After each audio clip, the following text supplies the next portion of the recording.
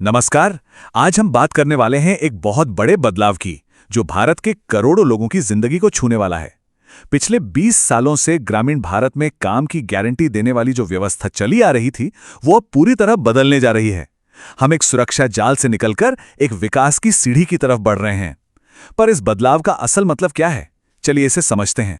लेकिन इस बदलाव को समझने से पहले उस असल चुनौती को समझना जरूरी है, जो इसके केंद्र में है। सोचिए, एक ऐसा देश जहां करोड़ों लोग गांव में रोजगार पर निर्भर हैं, वहां काम की गारंटी देना ये कितना बड़ा चैलेंज है। यही वो सवाल है जिसका जवाब भारत की नीतियां पिछले 2 दशकों से ढूंढ रही हैं। और इस सवाल का अब तक का जवाब एक ही नाम से जाना जाता रहा है, मनरेगा। ये वही योजना है जो करीब करीब 20 सालों से भारत का ग्रामीण सुरक्षा जाल बनी हुई थी। देखिए, मनरेगा का सफर अपने आप में भारत की आर्थिक कहानी कहता है। 2005 में जब यह कानून बना तो ये एक क्रांतिकारी कदम था। फिर 2008 का वैश्विक वित्तीय संकट आया, तब इसने अर्थव्यवस्था को संभालने में मदद की। और 2020 की कोविड महामारी को कौन भूल सकता है? उस मुश्किल वक्त में ये करोड़ों लोगों के लिए एक लाइफलाइन साबित हुआ। लेकिन अब 2025 में इस कहानी में एक नया मोड़ आने वाला है। पर मनरेगा सिर्फ पैसों या काम की बात नहीं थी, इसका एक बहुत बहुत बड़ा सामाजिक असर भी था। आंकड़े देखिए, इसमें काम करने वालों में लगातार 55 से 60% महिलाएं रही हैं। तो ये सिर्फ एक रोजगार योजना नहीं थी, बल्कि ग्रामीण भारत में महिला सशक्तिकरण का एक बहुत शक्तिशाली जरिया बन गई थी। तो मनरेगा का मूल फंडा क्या था? ये एक अधिकार आधारित सुरक्षा जाल था। इसका सीधा सा मतलब है कि काम पाना एक कानूनी हक था। अगर किसी ग्रामीण परिवार ने काम मांगा तो सरकार उसे 100 दिन का काम देने के लिए कानूनी तौर पर बंधी हुई थी। ये कोई सरकारी मेहरबानी नहीं, बल्कि एक अधिकार था। और अब सीन में एंट्री होती है एक नए दावेदार की। सरकार एक नया बिल ला रही है जो मनरेगा की जगह लेगा, और इसका नजरिया, इसका फलसफा बिल्कुल अलग है। ये एक सुरक्षा जाल से कहीं ज्यादा विकास का एक मिशन है। इस एक लाइन में ही पूरे बदलाव का सार छिपा है। सोच ये है कि अब सरकार सिर्फ लोगों को गिरने से बचाने वाला जाल नहीं देगी, बल्कि उन्हें ऊपर चढ़ने के लिए एक सीढ़ी देगी, यानी निर्भरता से आत्मनिर्भरता की ओर एक कदम। यही इस नई नीति का सबसे बड़ा वादा है। तो चलिए अब इन दोनों व्यवस्थाओं को आमने सामने रखकर देखते हैं कि असल में बदल क्या रहा है। एक तरफ मनरेगा और दूसरी तरफ ये नया बिल। ये स्लाइड इस पूरे बदलाव की जड़ को एक नज़र में दिखाती है। एक तरफ है मनरेगा का अधिकार आधारित मॉडल, जो लोगों की मांग से चलता था, एक कानूनी हक था। और दूसरी तरफ है नया मिशन आधारित ढांचा, जो सरकार के लक्ष्यों और बजट से चलेगा। तो ये सिर्फ पॉलिसी का नहीं, बल्कि पूरी सोच का बदलाव है। आइए इस टेबल से इन बदलावों को और गहराई से समझते हैं। सबसे पहला, कानूनी प्रकृति। अब अधिकार से मिशन बन रही है। दूसरा, रोजगार का मॉडल। अब मांग संचालित नहीं, मतलब काम मांगने पर मिलना तय नहीं होगा, बल्कि सरकार मानक आवंटन के तहत तय करेगी। काम का प्रकार भी बदल रहा है। सिर्फ अकुशल काम नहीं, बल्कि आजीविका और इंफ्रास्ट्रक्चर से जुड़े काम भी होंगे। फंडिंग, अब ये केंद्र और राज्यों की साझा जिम्मेदारी होगी। और आखिर में टेक्नोलॉजी, जिसका इस्तेमाल अब बहुत ज्यादा बढ़ जाएगा। नए बिल का एक सबसे बड़ा आकर्षण है काम के दिनों में बढ़ोतरी।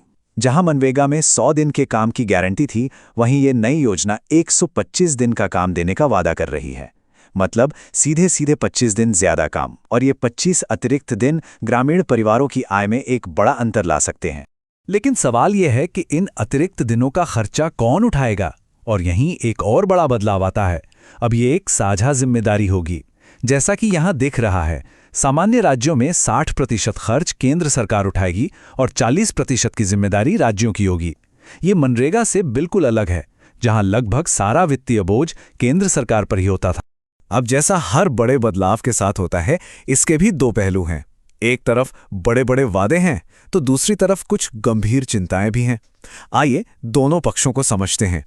सबसे पहले बात करते हैं कि इस नई व्यवस्था से क्या फायदे होने की उम्मीद है।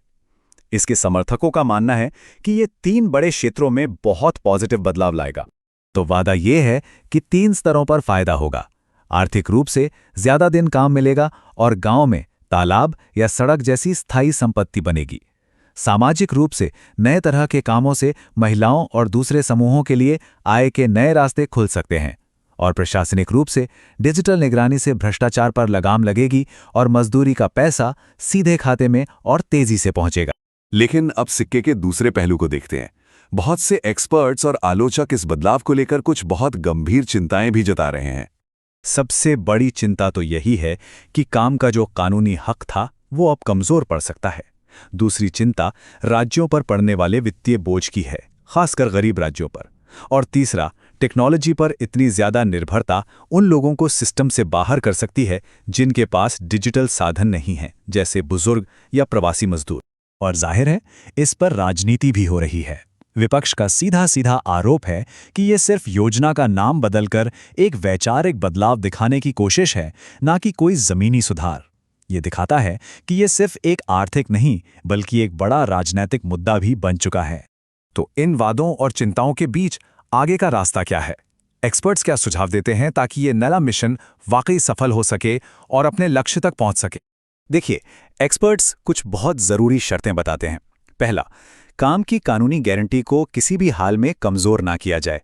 दूसरा, इसे बजट की सीमाओं से आजाद रखा जाए। तीसरा, जो राज्य आर्थिक रूप से कमजोर हैं उन्हें केंद्र से अतिरिक्त मदद मिले। चौथा, डिजिटल समावेश पर जोर दिया जाए ताकि कोई पीछे ना छूटे। और पांचवां, पूरी प्रक्रिया में पारदर्शिता लाने के लिए स्वतंत्र सामाजिक ऑडिट करवाए जाएं।